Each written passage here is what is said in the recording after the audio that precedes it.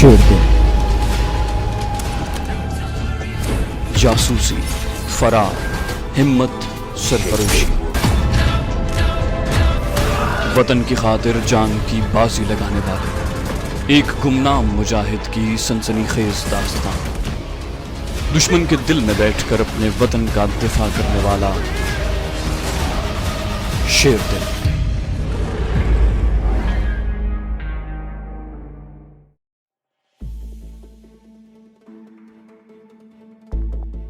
जब commando operation का मंसूबा तय हो गया तो हमने उसी लम्हे से अपने मिशन की तैयारियां शुरू कर दी। हम वहां से सीधे समद बट के ठिकाने पर गए। वो हमें एक और जगह पर ले गया जहां हर किस्म का असलहा और धमाका खेज मवाद मौजूद था। समद बट और मजीद बट इस काम के बड़े माहिर थे। उन्होंने जरूरत की सारी चीजें वहां से ले ली और अपने खुफिया ठिकाने पर धमाका खेज स्टिकों की तैयारी के लिए चल दिए। मैं और शेरबाज खान अपने ठिकाने पर आ गए। आधी रात तक हम अपने कमांडो मिशन के मंसूबे पर गौर करते रहे, उसकी तमाम कमजोरियों और तमाम पहलुओं पर गौर किया। पहले ख्याल था कि समद बट इस ऑपरेशन में हमारे साथ जाएगा, मगर अब ये फैसला हुआ कि समद बट हमारे लिए जरूरी धमाका खेज बम वगैरह तैयार करेगा और पीछे रहेगा। इस मिशन पर मैं, कमांडो शेरबाज खान और कमांडो मजीद बट जाएंगे। दूसरा दिन भी जरूरी तैयारियों में गुजर गया। कमांडो ऑपरेशन का वक्त उसी दिन रात के 12 बजे का तय हुआ था। रात के 10 बजे हम चारों कमांडो साथी तहखाने वाली कमीनगाह में पहुंच गए थे, जो हमारे टारगेट से ज्यादा दूर नहीं था। मौसमी पेशगोई के मुताबिक उस रात किसी वक्त भी बर्फ गिरना शुरू हो सकती थी। तमाम जरूरी सामान हम अपने साथ ले आए थे।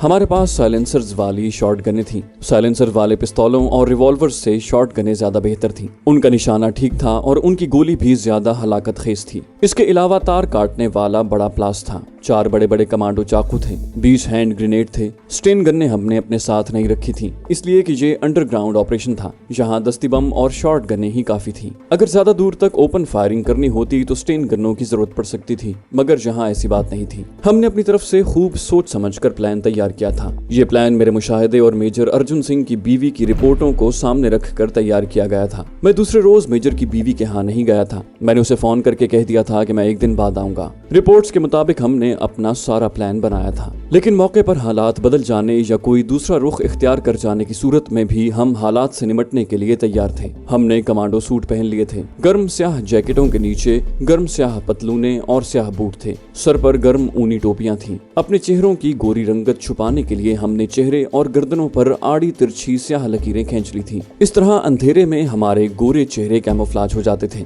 11:03 पर हमने अपना अपना असलहा अपने कब्जे में कर लिया। हर कमांडो के पास 4 हैंड ग्रेनेड, एक शॉटगन जिसकी नाली पर साइलेंसर चढ़ा हुआ था, एक बड़ा कमांडो चाकू था। सिर्फ कमांडो शेरबाज खान के पास लोहे की तार काटने वाला प्लास था। इससे ज्यादा सामान हम अपने पास रखना नहीं चाहते थे। सिर्फ कमांडो मजीद बट के कांधे से नायलॉन का एक स्याह थैला लटक रहा था। इस थैले में अंडरग्राउंड प्रोजेक्ट के खास मकामात पर लगाया जाने वाला धमाका खेज मवाद था। ये मवाद बारूदी स्टिकों और महलूल केमिकल से भरे हुए छोटे छोटे कैप्सूलों की शक्ल में थे। कमांडो मजीद बट की ड्यूटी ये धमाका खेज मवाद लगाने की थी। समद बट के पास भी उतना ही असलहा था, मगर उसे हमारे साथ प्रोजेक्ट के अंदर नहीं जाना था, बल्कि बाहर इमरजेंसी वाले गेट के करीब छुपकर हमारे मुजाहिदों का इंतजार करना था। उसकी ड्यूटी सिर्फ इतनी थी कि मुजाहिद और मुजाहिदा खवातीन को हम तहखानों से निकाल कर बाहर ले आए तो वो उन्हें अपने साथ वहां से निकाल कर कमीनगाह में ले जाए। पहले ये ख्याल था कि काम रिहा होने वाले कश्मीरी मुजाहिदीन खुद ही कर लेंगे, लेकिन बाद में ख्याल आया कि मुसलसल इंडियन आर्मी की अजियतें सह कर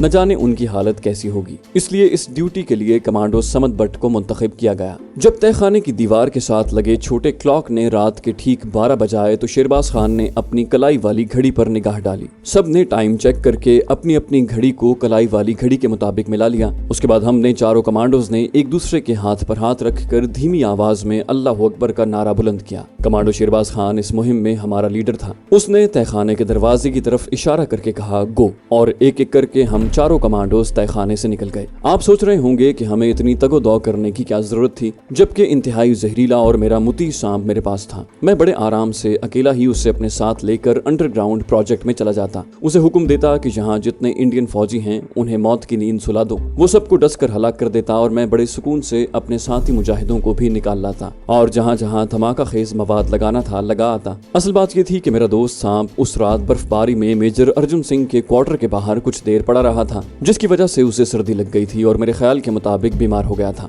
मेरे बुलाने या मुझे देखकर भी वो अपना सर नहीं उठाता था, बस लकड़ी के बक्स में नीम बेहोशी की हालत में पड़ा रहता था। मैंने उससे मदद लेने का इरादा तर्क कर दिया, क्योंकि मेरा दोस्त अपनी असली हालत में नहीं था। ऐसी हालत में उस पर एतबार नहीं किया जा सकता था। चुनाचे हम कमांडो पार्टी उसके बगैर ही अपने मिशन पर जा रहे थे। मौसमी पेश गोई यही थी कि आधी रात के बाद बर्फबारी होगी, मगर अभी तक उसके कोई आसार नहीं थे। हमारी कमांडो पार्टी खुफिया कमीनगाह से निकलकर उस मुख्तसर सी देहाती आबादी के बोसीदा मकानों के अकब में जा रही थी। हम एक दूसरे के दरमियान फासला रखकर जा रहे थे। रात तारीक और सर्द थी। हमने अपनी अपनी शॉर्ट गनें अपने चमड़े की जैकेटों के अंदर छुपा रखी थी और स्याह टोपियों के नकाब अभी नहीं गिराए थे। एक गली की नुक्कड़ पर बल्ब रोशन था। हम उससे बचकर निकल गए। आबादी के मकान खत्म हो गए, सब्जियों के खेत शुरू हो गए। फिर सेब के एक बाग में से गुजरे। सेब के दरख्तों की बेबरगुबार टहनियां बर्फ में छुपी हुई थी। जहां बाग के कोने में एक जीप खड़ी थी। हमारा एक कश्मीरी हुर्रियत परस्त साथी रात की सर्द तारीकी में हमारा इंतजार कर रहा था। अंधेरे में उसने हमें अपनी तरफ आते देखा तो जल्दी से जीप की ड्राइवर सीट पर बैठ गया। जीप का इंजन स्टार्ट हो गया और उसमें से गुर्राहट की आवाज निकली। हमारे मिशन का लीडर कमांडो शेरबाज आगे आगे था। उसने रुककर हमें हाथ से आगे बढ़ने का इशारा किया।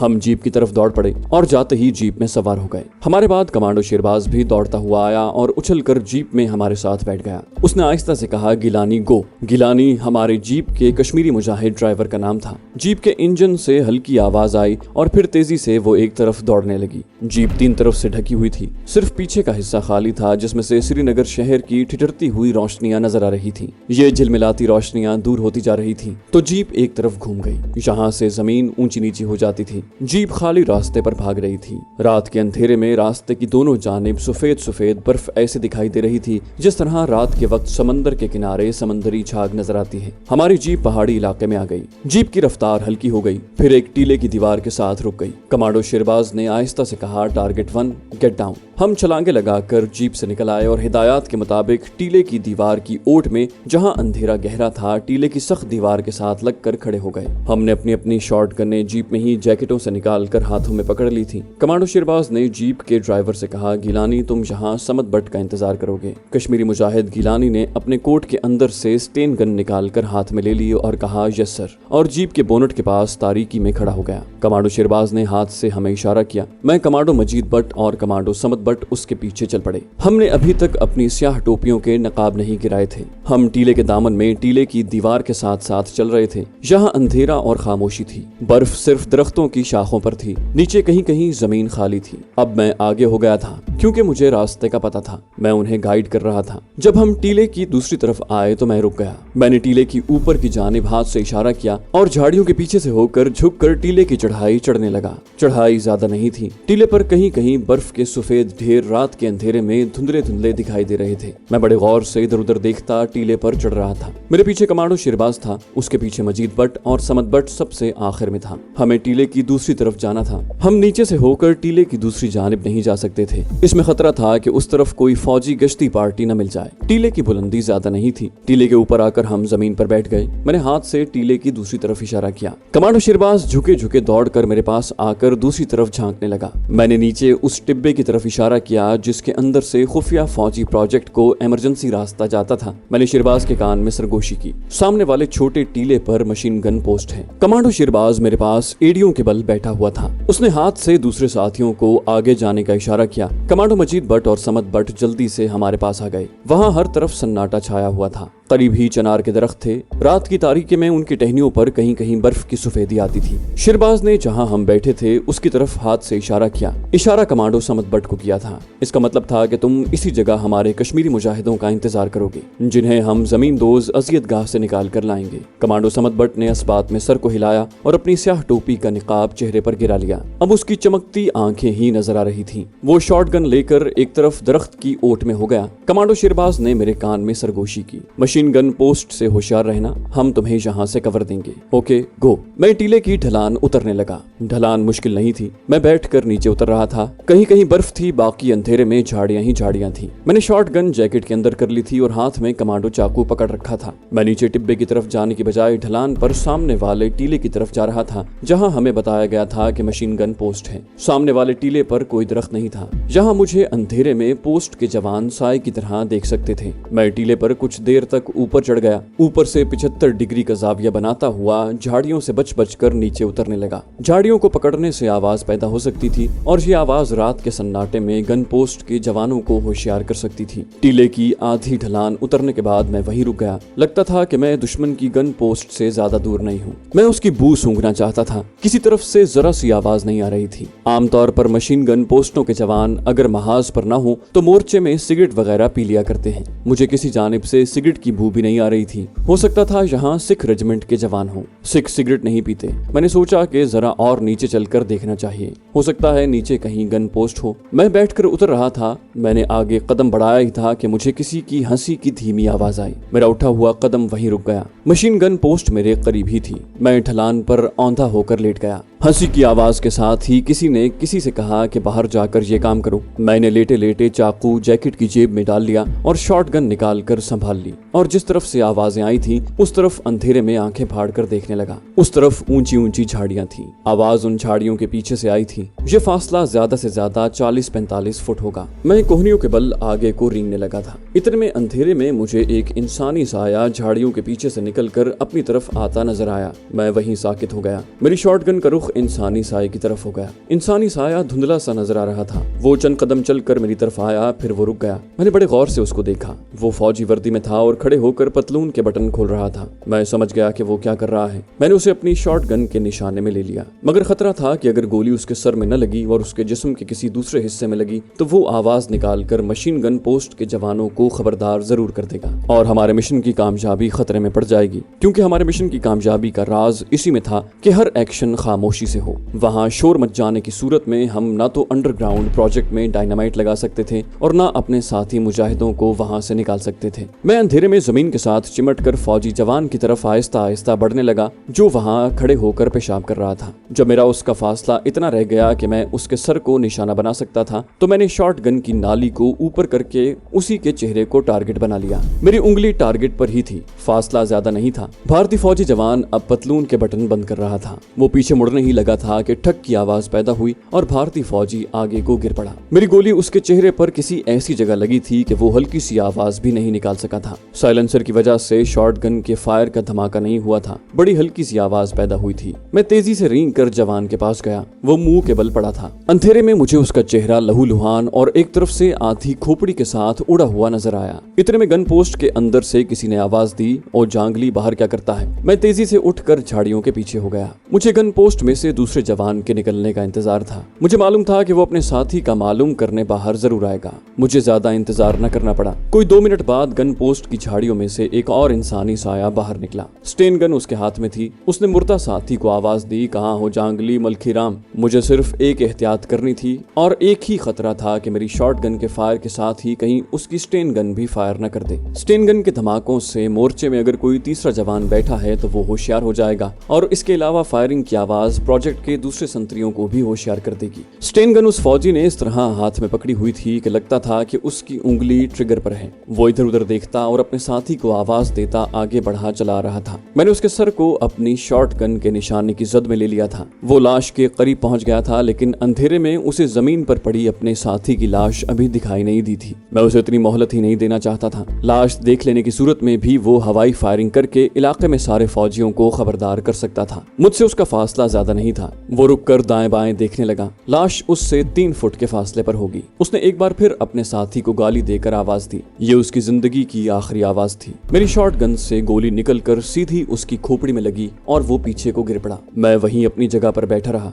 मुझे डर था कि मोर्चा बहुत करीब है। शॉट गन की आवाज अगरचे बहुत धीमी थी, मगर फिर भी हो सकता था कि गन पोस्ट में बैठे तीसरे फौजी ने उसे सुन लिया हो। मैंने 10-15 सेकंड इंतजार किया। जब मोर्चे की तरफ से कोई जवान न आया तो मैं जमीन पर गिरे हुए दूसरे फौजी की लाश के पास आया और झुक कर देखा। गोली ने उसकी खोपड़ी को भी उड़ा दिया था। मैं दबे पांव गन पोस्ट की तरफ बढ़ा। झाड़ियों में दबे पांव चलता जरा आगे गया और देखा कि वहां दरख्तों की टहनियों से कैमोफ्लाज की हुई एक मशीन गन थी जिस पर गोलियों का पट्टा चढ़ा हुआ था। वहां कोई फौजी मुझे नजर न आया। इसका मतलब था कि इस गन पोस्ट में सिर्फ 2 ही गार्ड्स थे। मैं वहां से नीचे उतरने लगा। जिस गन पोस्ट से हमें सबसे ज्यादा खतरा था उसे मैंने साफ कर दिया था। अब मुझे उस संतरी की तलाश थी जो हमारे ख्याल के मुताबिक वहां किसी जगह चल फिर कर ड्यूटी दे रहा होगा। मैं टीले की ढलान उतर गया। सामने वो टिब्बा था जिस पर ऊपर चट्टान बाहर को निकली हुई थी और उसको दरख्तों की शाखों से ढांपा गया था। ये सोच कर कि अगर यहाँ कोई संतरी गार्ड चल फिर कर पहरा दे रहा है तो वो इस तरफ जरूर आएगा। मैं एक तरफ छुप कर बैठ गया।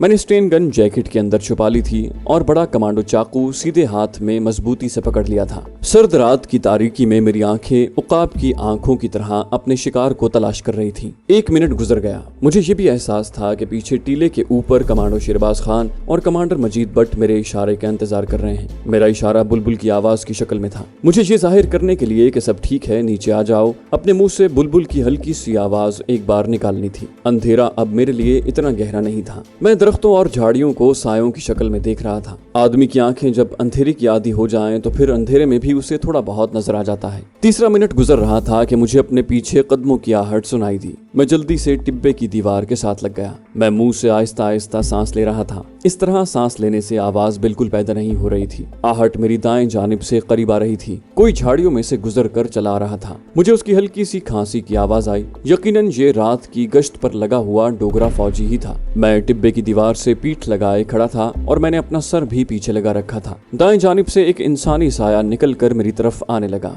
चाकू के दस्ते पर मेरी हाथ की गिरफ्त मजबूत हो गई। मुझे उस दुश्मन का भी इस तरह काम तमाम करना था कि वो कोई आवाज ना निकाल सके। अंधेरे में मैंने उसकी वर्दी और सर पर पड़ी फौजी टोपी को देख लिया था। शायद उसकी नाइट पेट्रोल का यही रास्ता था। उसके पास भी स्टेन गन थी, लेकिन ये स्टेन गन उसने अपने कांधे पर लटकाई हुई थी, इसलिए वहां बज़ाहिर किसी किस्म का खतरा नहीं था। वो मेरे बिल्कुल करीब आ गया। मुझे उसके सांस लेने की आवाज सुनाई देने लगी। मैं चूंकि दीवार के साथ लगकर खड़ा था इसलिए उसे मेरे करीब से होकर गुजरना था। वो बिल्कुल मेरे करीब आ गया था और बड़े इत्मीनान से चल रहा था। मुझे चप चप की आवाज आई। वो कुछ खा भी रहा था। मैंने सांस रोक लिया। जैसे ही वो मेरे करीब से गुजरकर एक कदम आगे गया, मैंने पीछे से झपट कर बाएं हाथ से उसका मुंह बंद कर दिया और दाएं हाथ से चाकू उसके गले पर फेर दिया। एक कमांडो जब दुश्मन के गले पर चाकू फेरता है तो उसका वार कभी नाकाम नहीं जाता। उससे गर्दन नहीं कटती, सिर्फ शहरक कट जाती है और यही कमांडो का मकसद होता है। मैंने दुश्मन फौजी की शहरक पर चाकू फेरते ही उसे अपने से अलग करके आगे को धक्का दे दिया। उसके गले से खरखर की आवाज निकलने लगी।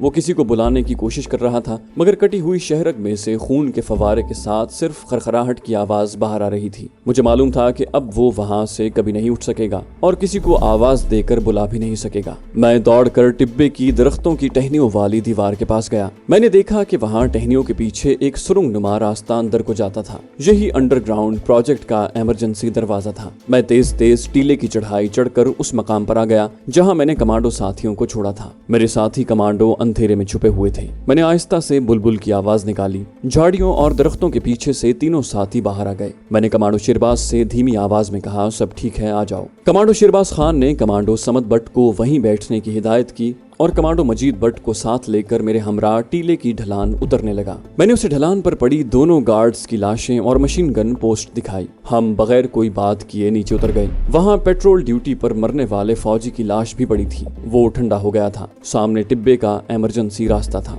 हम एक दूसरे के आगे पीछे उस खुफिया हंगामी सुरंग नुमा रास्ते में घुस गए। ये एक कुशादा सुरंग थी जिसकी दीवारें पथरीली थी और उन पर पलस्तर नहीं हुआ था। कमांडो मजीद भट्ट सामने वाली दीवार के साथ लगकर आहिस्ता आहिस्ता चल रहा था। मैं और शेरबाज दूसरी दीवार के साथ लगकर कदम कदम आगे बढ़ रहे थे। मैं आगे आगे था क्योंकि मुझे उस इलाके को पहचान कर उस तरफ जाना था जिधर वो टॉर्चर सेल था जहां कश्मीरी मुजाहिदों को डोगरा फौज ने कैद कर रखा था। कमांडो शेरबाज बिल्कुल मेरे साथ साथ मगर पीछे होकर चल रहा था। उसने मेरे कंधे के पास मुंह लाकर सरगोशी की, जगह पहचान रहे हो? मैंने कहा, अल्लाह मालिक है। वो सुरंग मैंने पहले नहीं देखी थी। मैं अल्लाह तो अक्कल चल रहा था। वहां कोई रोशनी ही नहीं थी। हम अंधेरे में कदम कदम चल रहे थे। कुछ फासले पर रोशनी सी नजर आई। वहाँ सुरंग घूम जाती थी और रोशनी दूसरी तरफ से आ रही थी। कमांडो शेरबाज ने मेरे कंधे पर आहिस्ता से थपकी देकर मुझे आगे जाने की हिदायत की। वो और कमांडो मजीद भट्ट वहीं रुककर अंधेरे में दीवार के साथ लग गए। दोनों के हाथों में साइलेंसर्स वाली शॉर्ट गन्स थी। मैंने भी चाकू जेब में रख लिया और शॉर्ट गन थाम ली।